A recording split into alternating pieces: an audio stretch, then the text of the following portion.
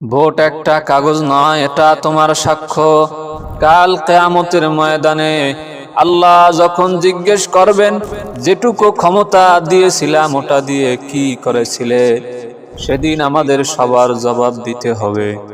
ইসলাম আমাদের শিখিয়েছে আমানতকে হালকা ভাবে নিও না।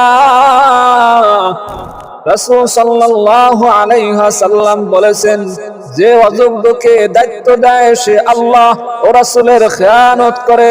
তাই প্রশ্নটা শুধু ভোট দিব কি দিব না এটা না, বরং প্রশ্নটা হলো আমি কি সত্য ন্যায় আর দ্বীনের পক্ষে দাঁড়াচ্ছি কিনা।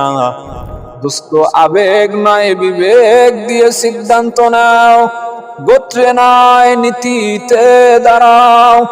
লাভে নয় হালাল পথে থাকো। যদি দেখো কোনো পথে গেলে জুলুমকে শক্ত করা হয়, থেমে যাও।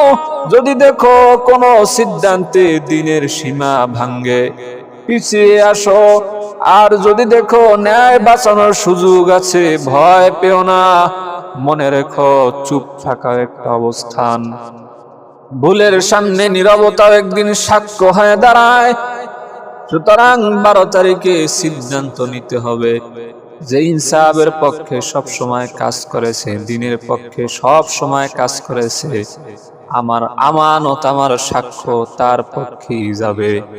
যে কখনো দ্বীনের পক্ষে ছিল না, ইনসাফের পক্ষে ছিল না, দ্বীনের কাজ করে না, ইনসাফের কাজ করে নাই, তার এই মিষ্টি বলিতে ভুলে গিয়া তার পক্ষে যেন সাক্ষ্য না হয়।